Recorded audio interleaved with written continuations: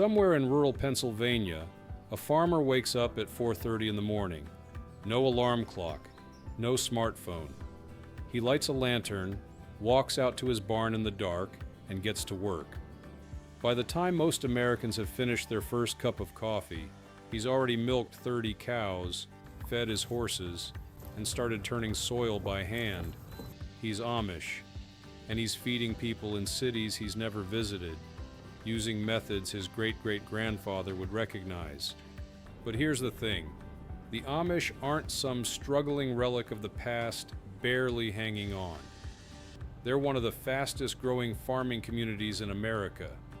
Their population has doubled in the last 20 years. Their farms consistently outperform neighboring conventional operations in profitability per acre, and they're doing it without GPS-guided tractors, commercial fertilizers, or a single piece of equipment that requires electricity. So how exactly does that work? To understand it, you have to go back to a decision the Amish made over 300 years ago. When they left Europe and settled in America, they weren't just escaping religious persecution. They were building a way of life that deliberately chose limits, not out of ignorance, but out of belief. Technology, they decided, should serve the community, not reshape it. And farming was the center of that community. That philosophy turns out to have some serious practical advantages that nobody outside the Amish world fully appreciated until recently.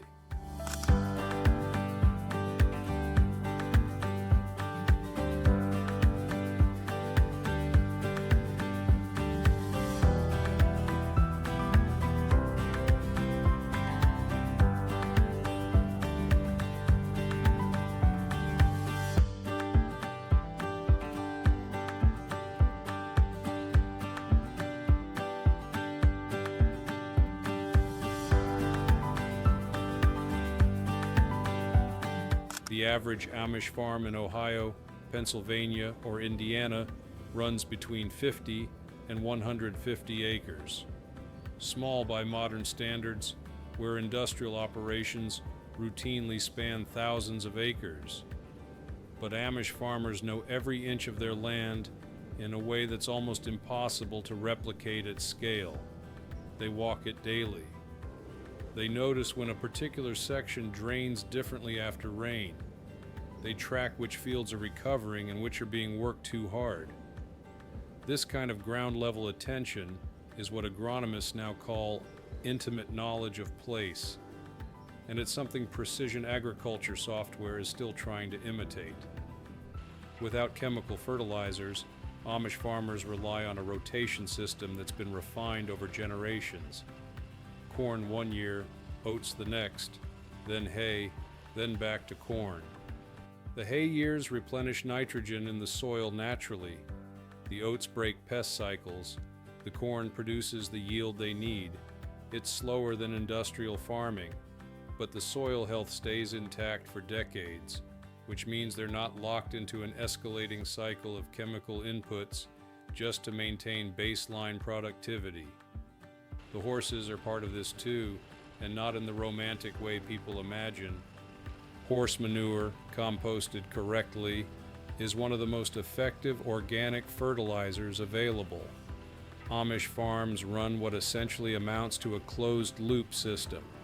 The horses eat the hay, produce the manure feeds the fields, and the fields produce more hay. Nothing leaves the system that doesn't come back in some form.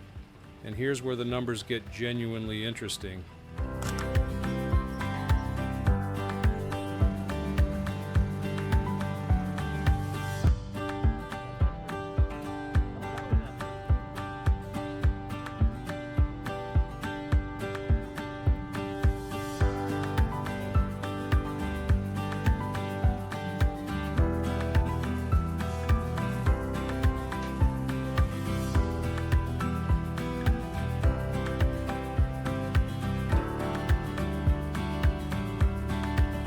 A 2019 study comparing Amish and conventional farms in the same region found that Amish operations carried significantly lower debt loads, required zero spending on fuel-intensive machinery, and had labor costs that were effectively subsidized by family and community work structures.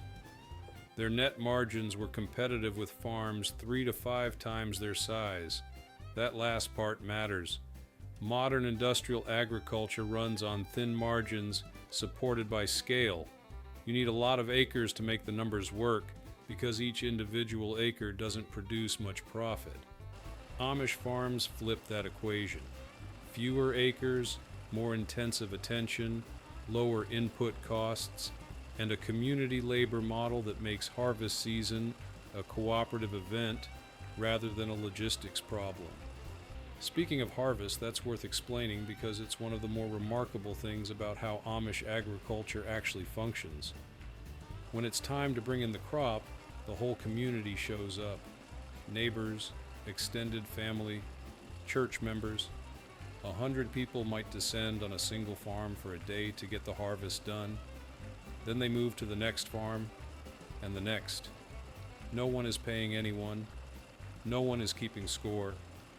The understanding is that when it's your turn, the community shows up for you too. This isn't charity. It's an economic model. The Amish have effectively solved the labor problem that costs conventional farmers millions of dollars every year, not by automating it away, but by embedding it into a social structure where helping your neighbor isn't optional. We dig into stories like this every week. If that sounds good, subscribe.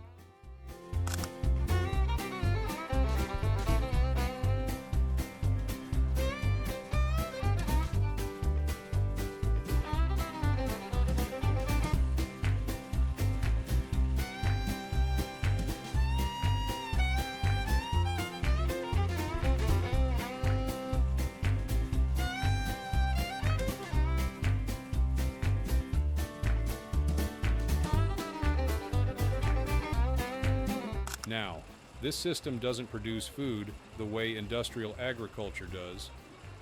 The volumes aren't comparable. A single 10,000-acre corn operation in Iowa produces more corn in a season than all the Amish farms in Lancaster County combined.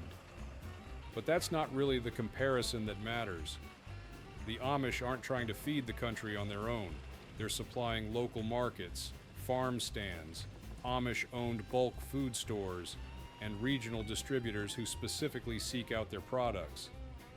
And in that market, the Amish have something conventional agriculture consistently struggles to offer, which is consistency of quality and the trust that comes with a face-to-face relationship between farmer and buyer.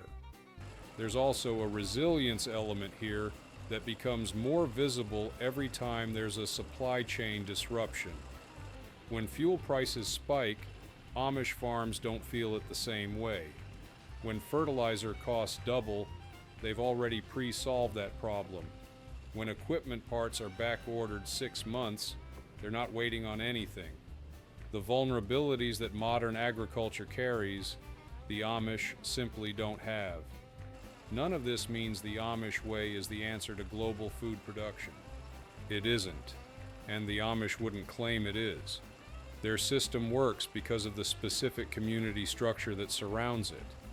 You can't separate the farming from the faith, the work ethic from the mutual aid network, the land stewardship from the belief that the land belongs to something larger than any individual farmer. But there's something undeniably worth paying attention to when a community that refuses to use a tractor manages to stay financially solvent, grow its population, and maintain its farms across multiple generations, while neighboring conventional operations take on debt, degrade their soil, and increasingly struggle to find labor willing to do the work.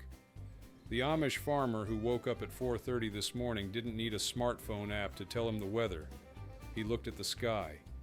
He's been reading that same sky his whole life. There's another one on screen if you're not done yet.